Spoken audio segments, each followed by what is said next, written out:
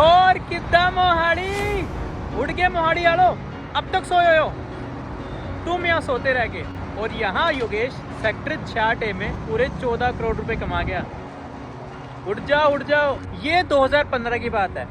योगेश कुछ 24-25 साल का था और उसे इन्वेस्टमेंट करने का बहुत शौक था, लेकिन उसके पापा को ब्याज पे पैसे चढ़ाने का बहुत शौक था।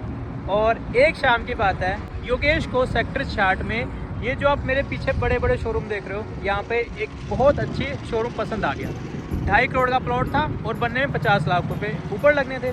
अब योगेश के पापा तो कभी मानने नहीं थे, तो योगेश ने क्या किया, एक दिन उसके पापा ने बोला कि योगी बेटा जरा ये 3 करोड़ रुपए अपने चाचा को दिया, हमने 1% ब्याज के हिसाब से चढ़ाया है, 3 लाख रुपए महीने का ब्याज आएगा। अब योगेश था बानिया दिमाग, तो पैसे तो ले गया लेकिन चाचा के पास कभी नहीं गया।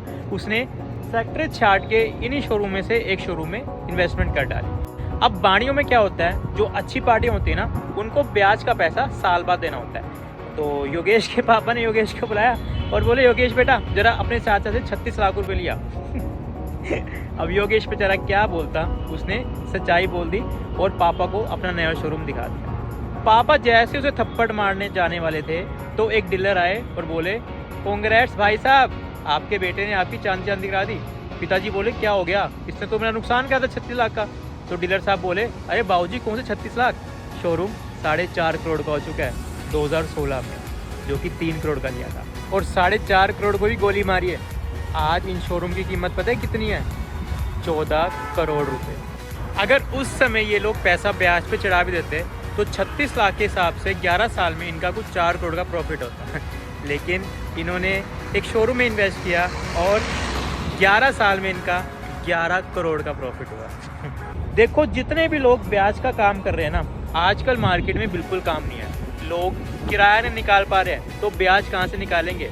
तो इसलिए आपके पास जितना पैसा पड़ा है, देखो 50 लाख से ऊपर तो होना ही चाहिए, वरना कोई फ़ायदा नहीं है। तो अगर आपके पास जितना ही पैसा है, तो कहीं इन्वेस्ट कर दो या सोना चांदी ले लो।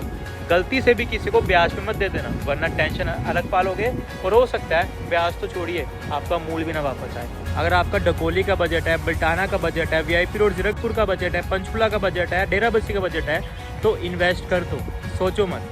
और एक मेरा व्हाट्सएप चैनल है जिसका स्क्रीनशॉट मैंने यहाँ लिख दिया है, आपको इसको कोड को स्कैन करना है। अरे पेमेंट नहीं करनी यार, हर चीज़ पैसा नहीं होता, बिल्कुल फ्री है। और वहाँ आपको कुछ छोटी छोटी जानकारी मिलेगी, जिसकी वजह से आपका छोटा छोटा या मोटा मोटा प्रॉफिट भी हो सकता है। तो चलो अब मैं चलता हूँ योगेश भाई से मिलने। एक्चुअली उन्होंने मेरे लिए चाय बना रखी है, जरा करोड़पति की चाय तो पी के देखूँ। राम राम जी।